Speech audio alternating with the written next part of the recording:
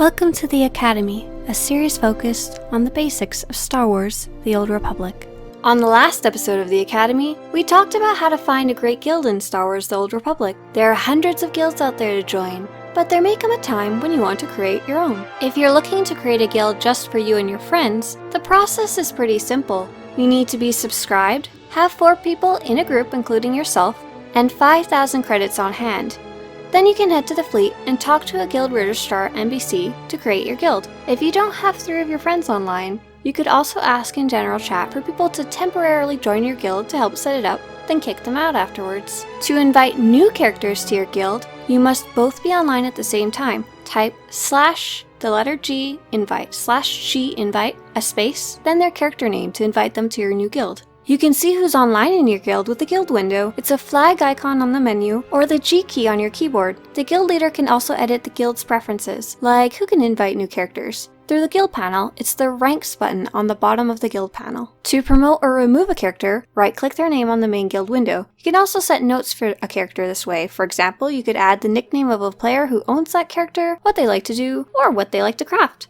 Another feature you can use in the guild panel is to put a star beside a character's name to set them as a main character belonging to a player. It makes it easier to keep track of who's who, and gives a clear indication what character you should send a mail to if you want to contact that player instead of one of their random alts. You can also edit the message of the day from the guild panel. This message pops up in the chat window whenever a guild character logs in. It can be a good place to put upcoming events or a nice message to your members. Keep in mind, because it's in the chat window, it often gets overlooked. Once your guild has grown a bit bigger, you can get a guild bank. Buying a guild bank requires having 12 characters in the guild, not people, just characters, and 600,000 credits on hand. To purchase a guild bank, look on the fleet for a purple guild bank. Once you've gotten a guild bank, you can store and share items with your guild members. You can set permissions for your guild bank as well. You can decide how many items and credits your different ranks can deposit or withdraw from each of your guild bank tabs. You can buy more tabs with credits. The second tab costs 1 million credits and they go way up from there. You can also purchase a stronghold or flagship for your guild, a shared space that you and your guild members can decorate.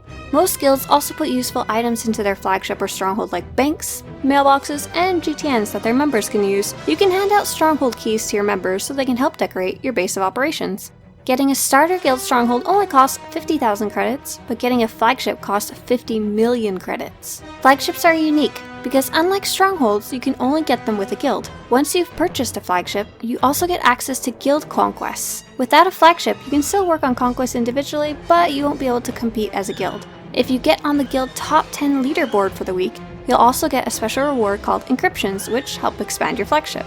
If you're just a small guild, getting these things will be the extent of what you need to know about running a guild. But if you want to grow a guild, expand it, and start recruiting members publicly, there's a lot more you need to know. If you're creating a guild with the idea of finding like-minded players, you need to stop, sit down, and decide exactly what you want your guild to be about. Many guilds are created and simply wither away over time, and creating a new guild is no small feat. I highly recommend that you first look into other guilds and see if there are any that align with what you want to do. Helping grow an existing guild is often a lot easier than trying to make your own from scratch. If you're still interested in making your own after exploring your existing options, here are some of the questions you need to ask yourself about your new guild before you create it.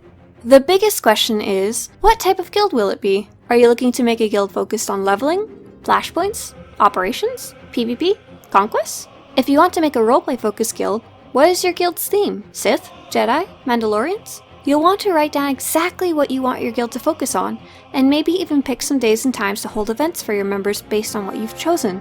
Don't be afraid to limit yourself in the beginning. It's better to do one thing well than 10 badly when it comes to making a new guild. You also want to answer the big question of, what type of people do you want to join your guild? Are you looking to allow anyone who's interested to join? Or only those that meet some type of criteria? Are you trying to make a very large active guild, or a small tight-knit one? If you want to limit who can join, you'll need to think about what new members need to join, and set up some type of application process. For example, an operations guild might require that new members be max level and have a certain level of gear. A PvP guild might require the potential member to run a few matches with them first, and a roleplay guild might require a new member to submit a biography. If you don't want to limit who can join and want to accept everyone, you run the risk of getting a few bad eggs who join and cause trouble. But it's a lot easier to get a higher number of members with an open invite guild. You might also want to think about how you want people to behave while they're in your guild. Will it be a free-for-all, where anyone can say or do what they want, or is there a code of conduct, like no swearing or no racism? Do members have to show up for certain events, or can they come and go as they please? Is there an activity requirement? Once you have a charter down of what your guild is all about, you'll need to start looking into the technical side of running things. Many guilds also have ways outside of the game to communicate. Some guilds use Facebook, forums, or a website called Engine to help share information about the guild and to send potential members to, so they can get more information about why they should join. Guild websites like these can be a lot of work to maintain, but they help create a sense of community even outside of when people are online in-game. It's also one of the best ways to share upcoming events with your guildmates. You can use them to alert people about upcoming operations or let them sign up for operation spots, tell them what conquests are coming up, list who can craft what, and share news and screenshots. Role-playing guilds especially will want to have a place online where their members can post biographies, and you can post summaries of past roleplay events so those who couldn't attend can catch up. Once you've gotten both the idea of your guild hammered down, and how you'll share it outside the game, you'll also want to think about leadership and responsibilities of the people in your guild. As a guild leader, what will your role be? If you add more leadership roles to your guild, like officers, what will their responsibilities be?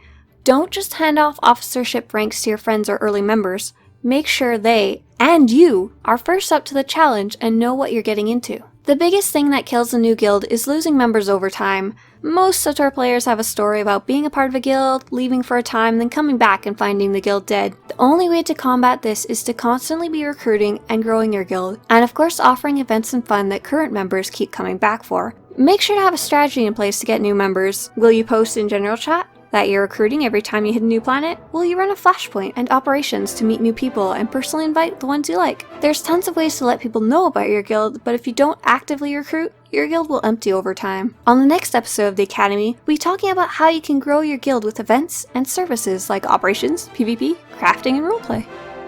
If you want to show your support for this series, or to get notified when the next episode of the Academy comes out, subscribe to this channel.